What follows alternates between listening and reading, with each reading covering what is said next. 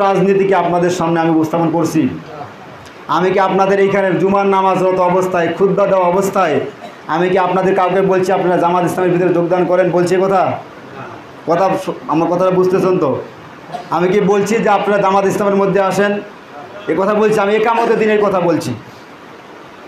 একামতে দিন বলতে শুধুমাত্র জামাত ইসলামকে বোঝায় না।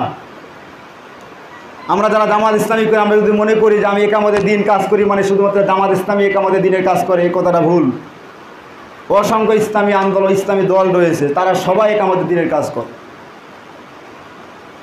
যারা আল্লাহর জমিন, আল্লাহর দিনকে বিজয়ী করার জন্য, আল্লাহর দেওয়া কোরআনের রাজ কায়েমের জন্য যারা আন্দোলন চেষ্টা সাধনা সংগ্রাম করে, তাদের মধ্যে তারতম্য আছে, কম বেশি আছে। কেউ একটু বেশি করে, কেউ একটু কম করে, কিন্তু সবাই একামতে দিনের কাজ করে। সবাই আল্লাহর জমিন, আল্লাহর দিন কায়েমের আন্দোলন করে। তো আমি আপনাদের সামনে আমি আমার কোনো দলের রাজনীতি বা দলের দিকে আমি আপনাদেরকে আহ্বান করি নাই। করছি কি আপনারা বলেন? বাইরে করতে পারি, সেটা আমার ব্যক্তিগত বিষয়। তবে হ্যাঁ, একটা যে আপনারা মাথায় রাখেন, এটা আল্লাহর ঘর, মসজিদ। কার ঘর? আল্লাহর ঘর। আল্লাহ রাসূল সাল্লাল্লাহু আলাইহি সাল্লাম তিনি যে মদিনায় এসে রাষ্ট্রপতি হলেন, প্রেসিডেন্ট হলেন, হওয়ার পর তিনি গণভবন, বঙ্গভবন আর সংসদ ভবনে গিয়ে কি আল্লাহর আইন দিয়ে দেশ চালিয়েছেন? এরকম রেফারেন্স আছে কি?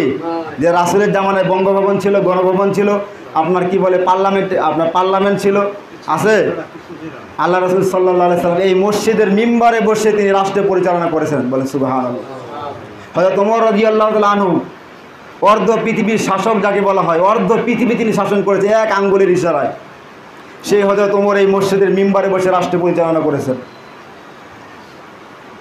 সুতরাং আপনারা একটা জিনিস মাথায় রাখেন, আজ হোক কাল হোক এই দেশে কোরআনের রাজ কায়েম হবেই হবে ইনশাআল্লাহ, এতে কোনো সন্দেহ নাই।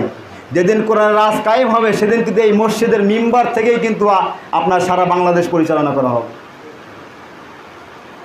আপনারা মসজিদটা শুধু মনে করেন না এটা শুধু আল্লাহর ইবাদত করার জায়গা, আর রাজনীতি করাটা আল্লাহর একটা ইবাদত। তবে সেটা কোনো মানুষের বানানো রাজনীতি না, আল্লাহর দেওয়া এই কোরআনের রাজনীতি, এটা করা একটা ইবাদত। সম্মানিত উপস্থিতি, আমি একটা আজকে এই কথাগুলো কেন বলছিলাম তার কারণ আছে। আমার কানের ভিতরে নিউজ আসছে, আমি কথা বলি ভাই কোরআন এবং হাদিস থেকে। কোরআন এমনই একটা কিতাব, যে কিতাবটা আপনার সেই আজ থেকে 1400 বছর আগে কোরআন নাজিল হয়েছে। কত বছর আগে? 1400 বছর আগে কোরআন নাজিল হয়েছে। এবং কি কিয়ামতের আগ পর্যন্ত এই কোরআনের মধ্যে কোনো কি রদবদল হওয়ার সম্ভাবনা আছে? আছে? কেউ করতে পারবে? সংবিধান পরিবর্তন করে দিয়েছে, কিন্তু কোরআন পরিবর্তন করার ক্ষমতা আছে কারো? এই এখতিয়ার আল্লাহ কাউকে দিয়েছে? দেন নাই, কেউ পারবে না। এটা যেভাবে ছিল ওই অবস্থায় কিয়ামত পর্যন্ত থাকবে। বলেন সুবহানাল্লাহ। এটা কোরআনের একটা মুজিজা।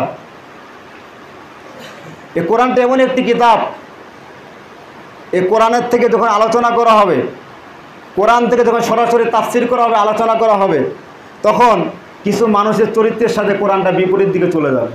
কিছু মানুষের পক্ষে যাবে, কিছু মানুষের বিপক্ষে যাবে। এটা যাওয়াটাই স্বাভাবিক। একই কোরআন থেকে